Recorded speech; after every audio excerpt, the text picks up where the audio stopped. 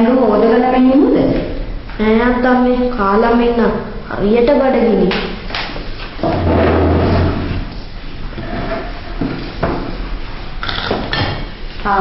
මගේ පුතා ආවද? එහෙනම් කාලා මෙන්න. දැන් හවස් වුණානේ. අද ක්ලාස් යන්නත් නැතුව ඇතිනේ.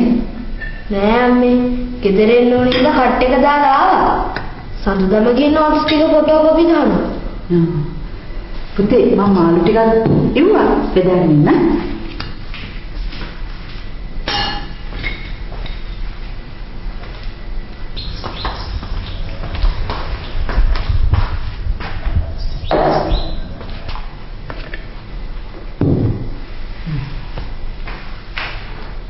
අත හේදුවේනේ.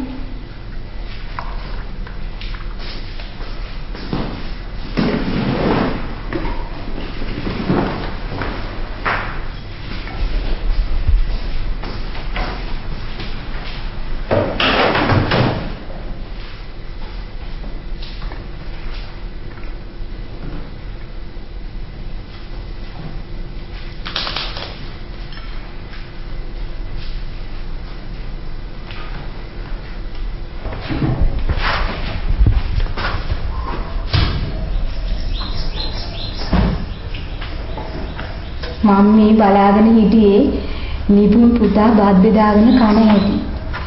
කිසි වෙනසක් නැහැ තාත්තා වාගේමයි. මට එකපාරටම අභීත පුතා මතක් වුණා. අනේ පුතා හිටියන නෑ නිපුන් අභීත වගේ නෙවෙයි. නිපුන් මම වගේ. පිරිමි ළමයි තාත්තා වගේ කියලා කියමනක් තියෙනවනේ. අම්මා ඒක හිතේ තියාගෙන තමයි ඔය කියවන්නේ. මොනවා නිපුන් පුතා ඉන්න එක දුවට ලොකු හයියක්. අම්මලා මොකද එකපාරට මොම්ම දෙන්න කියන්නේ? අම්මලාම නේද නවීන්ව ඔළුවේ තියාගත්තේ?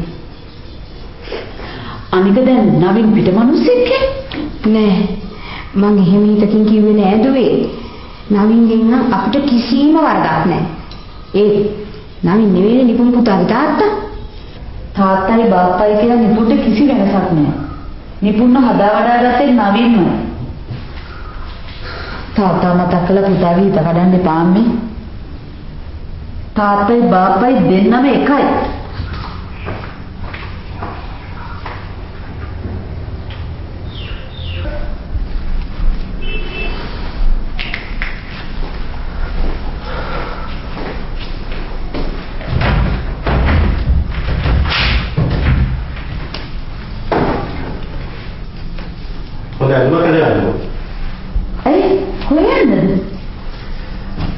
उनका कार पूरा सिंगल फिल्म है क्या अपने ना निविसन से लेके गया है उन्हें हमें काम दिया तो से लाइन रहता है अभी तेलिए टाइम लो सिंगल चित्रपटिया බලන්න ෂා කොච්චර හොඳද ඉන්න මම පුතා ප්ලාස්ට් කරගන්න එපා මං කියන දේ අහන්න පුතාත් එක්ක එළියට ගියාම කොහොමද අපිට ඉන්න තනියම සන්තෝෂ වෙන්නේ ඒ වුණාට අපි දෙන්න විතරක් ගියොත් පුතාට දුක හිතේ නේද? පුතාට කියන්න ඕනේ අපි ෆිල්ම් එකක් බලන්න යනවා කියලා. මොකක් හරි බොරුවක් කියන්නේ. හොඳයි බලමු.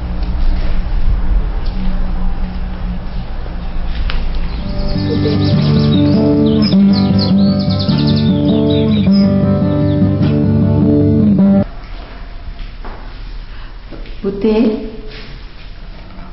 අද අත්තම්මයි ඉන්න පුළුවන් නේද? බාප්පයි මමයි යනවා බාප්පට බෙහෙත් ගන්න. පුතාට මං එනකන් ඉන්න පුළුවන් නේද? පුළුවන් වුණත් බැරි වුණත් මට ඉන්න වෙනවනේ. මාව එක්කන් යන්න එපා කියලා ඉහලින් නියෝගයක් ලැබිලානේ තියෙන්නේ.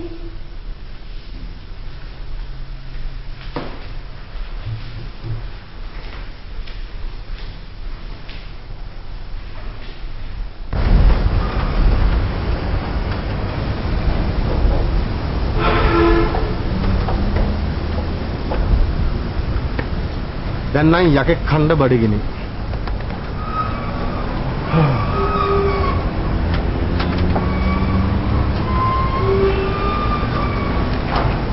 බලපු ෆිල්ම් එක මතක් කරනකොට හිලහත් ගන්නවා. ඉතින් කාලයකට පස්සේ සිංහල ෆිල්ම් එකක් බැලුවා. මොකද මොනේලද?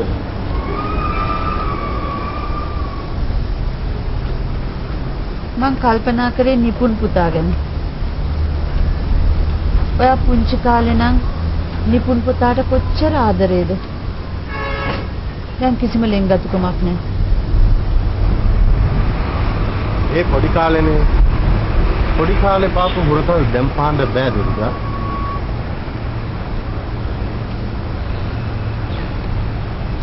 අනික නිපුන් පුතා පොඩ්ඩක්වත් මලනට එන්නේ නැහැ. එහෙම කියලා කොහමද?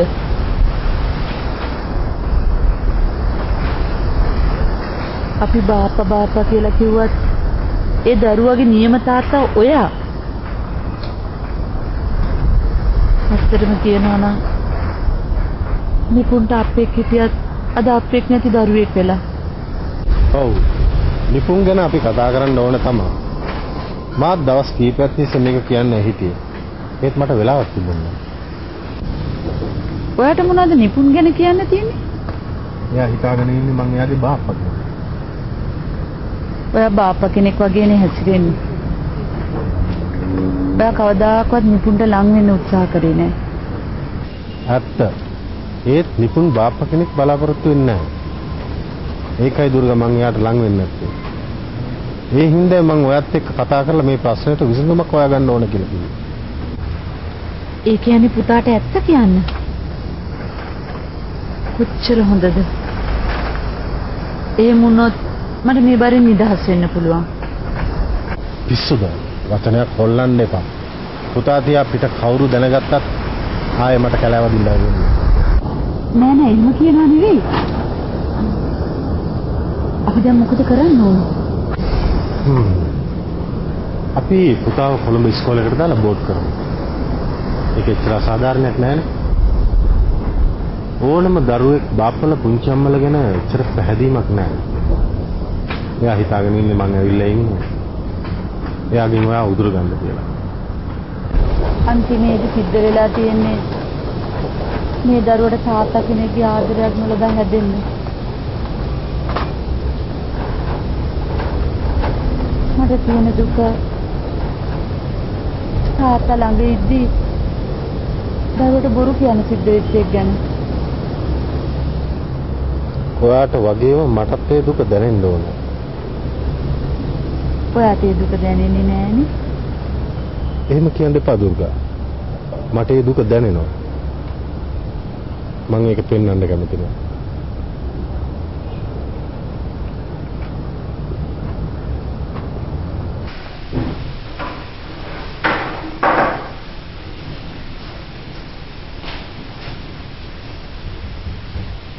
පුතේ මම පුතාට බොන්න මොකුත් හදලා දෙන්නද? නෑ ඕනේ නෑ අත්තම්මේ. ඇයි දන්නේ අම්මලාද මෙච්චර පරක්කු? ડોක්ටර් ගාවට යනවා කියලා නේද ගියේ? අද මම හිතන්නේ ડોක්ටර් ගාව සෙනග වැඩි ඇති. මොන බෙහෙත් ගැනීමක්ද අත්තම්මේ? අම්මලා බොරුවට මාව දාලා ගියේ වෙන ගමන. අපි නොදන්න චෙස් කිව්වා. පුතේ එහෙම කිව්වේ. ලොකු මිනිස්සුන්ගේ වැඩවලට මම අත දාන්න හොඳ නෑ අත්තම්මේ. ඒත් ඔය බාප්පව නම් මට අල්ලන්නේ.